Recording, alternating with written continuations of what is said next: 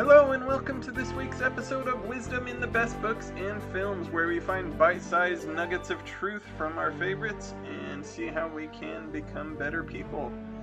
I am excited this week to start off a Halloween special, and if you can name the source of that intro music and the clip, both are from different things, bonus points for you. That laugh is from one of my favorite cartoons, and the music is from a classic computer game that is kind of a Halloween-themed game, I would say, but is a very fun one. This week, I am excited to talk to you, and for the month of October, we will be focusing on Halloween-themed things. This week is Frankenstein by Mary Shelley. If you have not read the original Frankenstein, it is a fantastic novel. The movies that I have seen are not as good as the novel, which is pretty common, but Young Frankenstein obviously is one of the best movies ever made by Mel Brooks. As usual, if you enjoy this show, please leave a review on Apple or Spotify and share it with friends. The title of this week's episode is When Grief Changes from Necessity to Indulgence. All of us have to deal with the loss of people close to us at various times throughout life. If you haven't had to yet, you will for sure in the future. When those times come, it is natural and even healthy to mourn, sometimes enough that it is debilitating for a time. Grief isn't an imperfection we have to avoid. Even Christ wept when Lazarus died in John 11:35. But there comes a time when grief, if we are not careful, can become less of a necessity and more of a selfish attention grabber. It can be thought of similar to what Christ said about fasting in the Sermon on the Mount in Matthew 6, verses 16 through 18 as follows. Moreover, when ye fast, be not, as the hypocrites, of a sad countenance. For they disfigure their faces, that they may appear unto men to fast. Verily I say unto you, they have their reward.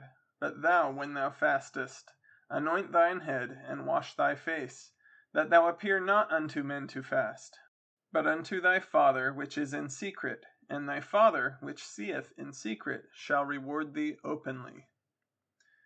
Mary Shelley gives a brief but good example of this in her classic novel Frankenstein, or the Modern Prometheus. Victor Frankenstein is an extremely flawed man, but we can learn from even flawed men when they teach true principles. In the story, Victor's mother dies in chapter 3, and he describes his grief, quote, I need not describe the feelings of those whose dearest ties are rent by that most irreparable evil, the void that presents itself to the soul, the despair that is exhibited on the countenance. It is so long before the mind can persuade itself that she, whom we saw every day, and whose very existence appeared a part of our own, can have departed forever, that the brightness of a beloved eye can have been extinguished, and the sound of a voice so familiar and dear to the ear can be hushed, never more to be heard. These are the reflections of the first days, but when the lapse of time proves the reality of the evil, then the actual bitterness of grief commences. Yet from whom has not that rude hand rent away some dear connection? And why should I describe a sorrow which all have felt, and must feel?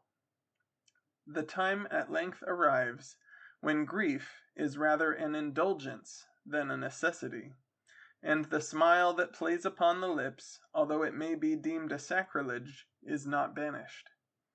My mother was dead, but we had still duties which we ought to perform. We must continue our course with the rest, and learn to think ourselves fortunate, whilst one remains whom the spoiler has not seized. End quote. This is not to say that we should forget those we love, but our smiles should not be banished, as Victor says. I do think there needs to be a time when we appear not unto men to grieve, but unto our Father who will see us in secret, and will reward us openly with the strength to do our duty. Social media is one of the main places where people like to disfigure their faces and put on a sad countenance looking for sympathy. But does anyone actually benefit from that, including the person who is wallowing? Again, I am not saying the day after someone dies we shouldn't seek comfort. And I do believe the transition from necessity and good to indulgence and selfishness can be difficult to define. But if you find yourself stuck in grief, it may be time to lean more heavily on your Heavenly Father and seek Him in secret to find His reward openly. I hope you enjoyed this episode. If you are interested in hearing the full book Frankenstein, I highly recommend you go check out the Storytime for Grown-Ups podcast with Faith Moore. She is currently reading it and is about halfway through. Go back and listen to the whole thing, and she'll be finishing it up at the end of this month. So, highly recommend that if you have not read the book. That's all for this week.